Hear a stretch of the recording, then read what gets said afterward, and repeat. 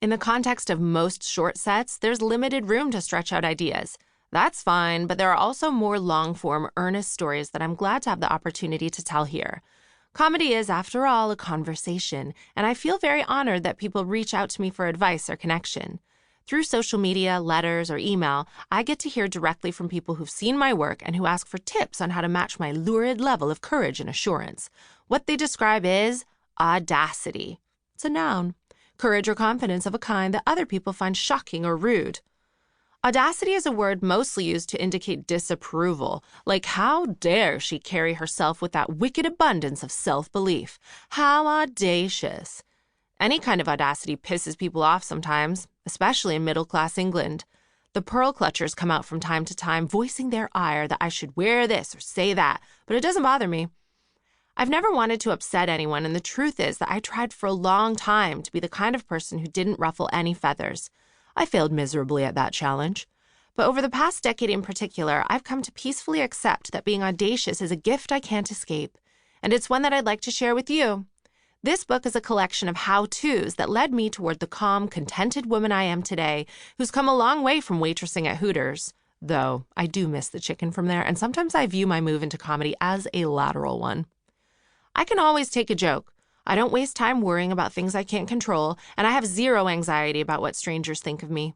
Sure, I care about people, their safety, well-being, and access to free and legal abortions, and I'll always do my best to make others happy wherever reasonable. But I embrace the reality that you just can't please everyone. As my mother always said, Katherine, if we all liked the same thing, we'd all be married to your father.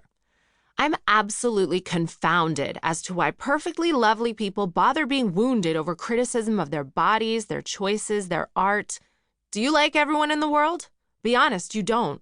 So why even begin to give a toss about whether or not they like you? It's a ridiculous use of your energy. There are 7 billion people in the world, and I suspect you could fit every person I like into a single Starbucks.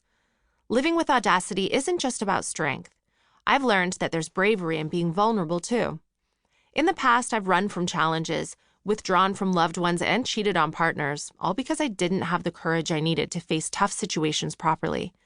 Accepting who I used to be, admitting I was wrong, and apologizing for the mistakes I've made hasn't been easy, but you've got to forgive yourself and fix up if you want to move forward. I love the wild child who still exists in my stand-up and is woven through my writing.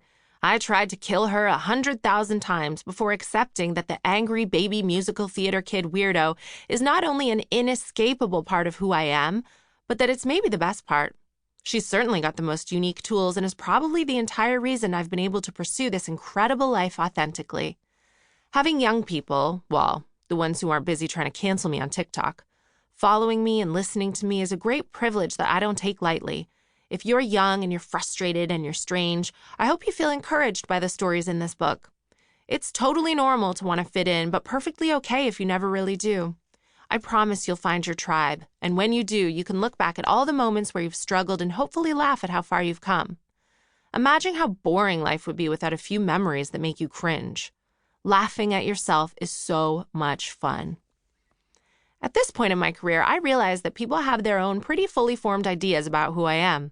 They've watched my Netflix specials or they've seen the Duchess series, and they've conflated my onstage persona and that ballsy scripted character with me. For the most part, I don't correct them. They can think that my entire face is plastic, that I hate all men, that I'm high maintenance and a 24/7 bitch. Maybe a lot of them want me to be that person. I suspect it's something to do with boarding school and being spanked by a matron. TV commissioners also seem utterly gobsmacked when I manage to fulfill any kind of brief that's nice. In reality, I'm progressive, I'm an advocate, I listen to contributors, and I'm friendly. But because there's some chip inside them programmed to think confident female comic equals dragon, they're surprised. TV execs are most satisfied when they're able to use the same words to describe me that they might use to sell a duvet. They'll ring my agent and say, wow, we're thrilled that Katherine was so warm, comforting, soft, and 100% sourced in Canada. I don't blame them. No matter what, there will always be something about me that reads as simply outrageously audacious. And I wouldn't have it any other way.